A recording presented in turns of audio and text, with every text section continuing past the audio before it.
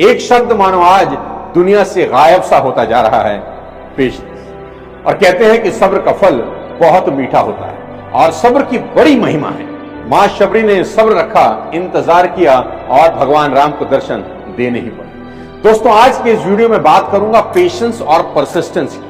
आज की दौड़ती भागती इंपेशेंट जनरेशन को मेरा ये वीडियो आखिरी तक जरूर देखना चाहिए और मेरा दावा है इस वीडियो को देखने के बाद आपके जीवन में एक ठहराव जरूर आएगा और आपके लिए भी चुनौती है, क्या आप में इतना पेशेंस है कि आखिरी तक आप रुकेंगे।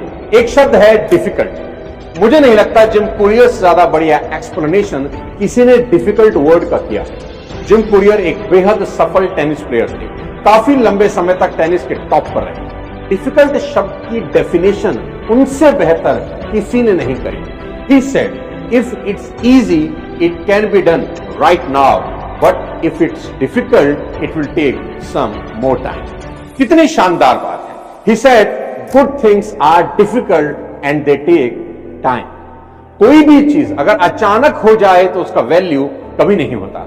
ताजमहल को ताजमहल बनने में 20 साल लगते हैं और मुगल आजम जो सिर्फ एक फिल्म थी कि आसिफ ने उसे बनाने में 16 साल लगा। दोस्तों, याद रखना, समय की भट्टी में और मेहनत की लकड़ियां डाल के जो चीज पकाई जाती है वो इतिहास में अपनी अमिट छाप छोड़ देती है। लेकिन आज के इस रोबोटिक दौर में सबको जल्दी से जल्दी अमीर बनना है। पेशेंस की बड़ी भारी कमी यहां दिखाई दे रही है। सबको जल्दी है, सब कुछ तुरंत मैगी की तरह 2 मिनट में बन जाना चाहिए। लेकिन दोस्त, जिंदगी 2 मिनट में मैगी की तरह नहीं बनती। ये तो दाल बुखारा की तरह है जिसे धीमी आंच पर रात भर पकाया जाता है और फिर सुबह जो स्वाद आता है लोग उंगलियां चाटते रहते। इसलिए कबीर दास लिखते हैं कि धीरे धीरे रे मना, धीरे सब कुछ होए, माली सींचे 100 घड़ा, ऋतु आए फल हो। यानी सब कुछ धीरज रखने से ही होता है। माली अगर पेड़ को 100 घड़े से भी सींचने लगे, यानी ज्यादा पानी भी डाल दे, तो भी फल ऋतु आने पर ही होता है, सही समय पर होता है। किसी ने छोटा सा पौधा लगाया, पानी डाला और घूर के देखने लगे कि अभी फल आए, अभी फल आएगा, अभी आएगा, ऐसा कभी नहीं होता। याद रखें, कुदरत कभी भी जल्दबाजी नहीं करती। 2200 degree Fahrenheit temperature and extreme pressure of 7,25,000 pounds per square inch. I repeat, 2200 degree Fahrenheit temperature and an extreme pressure of 7,25,000 pounds per square inch. तब जाकर हीरा बनता है। क्या आप जानते हैं इस प्रोसेस में कितना टाइम लगता है? The entire process takes between 1 billion to 3 billion years. यानी करीब करीब कम से कम 100 करोड़ साल लगते हैं एक हीरा बनने। नेचर से आप सबसे बड़ी चीज सीख सकते हैं और वो है पेशेंस, धैर्य। अगर बच्चा 9 महीने में होता है तो 9 ही महीने लगेंगे। कोई टेक्नोलॉजी नहीं कि 5 महीने में काम हो जाए। इस दुनिया में कोई माँ बाप अपने बच्चे का प्री मैच्योर बर्थ नहीं चाहते। सब चाहते हैं पूरे टाइम से डिलीवरी हो, सही समय पर डिलीवरी हो और बच्चा बिल्कुल स्वस्थ हो। या कोई भी माँ बाप इम्पेशेंट नहीं होना चाहता। तो फिर असल जिंदगी में इतनी हड़बड़ी क्यों? क्यों सब कुछ जल्दी कर लेने का जुनून सबके सर पर सवार है? और ऐसे में जब सफलता हाथ नहीं लगती तो फिर आप निराश हो जाते हैं। दोस्तों, ये वीडियो बेहद खतरनाक और दिलचस्प होने वाला है, लास्ट तक जरूर बने रहिए। आज के इस दौर में लोग सबसे बड़ी गलती क्या कर रहे हैं जानते हैं? मैं बताता हूं। कुछ लोग ठीक उस लड़के की तरह हैं जो कुआं खोद रहा है।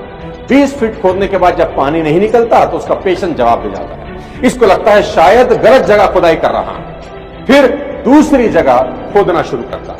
अब 30 फीट दूसरी जगह खोदने के बाद सोचता है यहां भी पानी नहीं है और फिर तीसरी जगह खोदता है 20 फीट। जब वहां से भी पानी नहीं निकलता तो चौथी जगह ढूंढना शुरू करता है। उस मंद बुद्धि को यह समझ ही नहीं आ रहा, पेशेंस के साथ अगर एक जगह 70 फीट खोद लेता तो पानी निकल सकता। सबको लगता है जल्दी से कुछ मिल जाए और मिलने में अगर देर हो रही है तो पक्का कुछ गड़बड़ है। और दिक्कत सिर्फ यही खत्म नहीं होती, तकलीफ तब ज्यादा बड़ी लगने लगती है जब पड़ोस में कोई खोद रहा था और उसकी खुदाई में पानी निकला है। अब आप और इम्पेशेंट होकर अपना कंपैरिजन शुरू कर देते हैं कि मेरा कुछ नहीं हुआ, किसका सब हो रहा है कि नहीं? एक पुरानी पर शानदार कहानी सुनाता हूं। Once upon a time a dog and elephant were friends. एक हथिनी और एक कुतिया की दोस्ती थी। Both become pregnant at the same time. दोनों गर्भवती हो गई। 2 महीने के बाद कुतिया ने 4 बच्चों को जन्म दिया। अपनी दोस्त हथिनी से मिलने आई। उससे पूछा, तुम्हारा क्या हुआ? हथिनी ने सिर हिलाकर मना कर दिया, क्योंकि वहां तो कुछ भी नहीं था। हथिनी ने किसी को जन्म ही नहीं दिया। कुतिया वापस चली गई और 2 महीने के बाद उसने फिर कोई 4 बच्चों को जन्म दिया और फिर से हथिनी से मिलने आई। उससे फिर से पूछा, तुम्हारा क्या हुआ? तो हथिनी ने फिर से अपना सिर हिलाया और मना कर दिया और कुतिया फिर से लौट गई। 4 महीने के बाद फिर से उस कुतिया ने कुछ बच्चों को जन्म दिया। तो सोचा, चलो अपनी दोस्त हथिनी से मिलकर आती हूं और वहां देखती हूं कि क्या हाल है। वहां पहुंची जहां उसकी दोस्त हथिनी थी, पर वहां तो एज यूजुअल कुछ भी नहीं था। तो इस बार कुतिया ने हथिनी से पूछ ही लिया, are you sure you are pregnant? Because we got pregnant at the same time. तब से अब तक मैं 3 बार में करीब 12 बच्चों को जन्म दे चुकी हूं और वो बड़े डॉग बन चुके हैं। And you don't even once. ये हो क्या रहा है?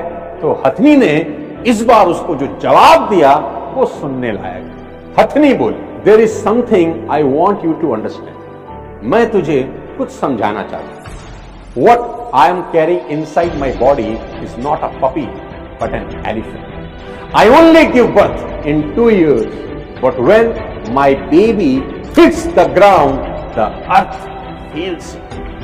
And when my baby crosses the road, human beings stop and watch in admiration.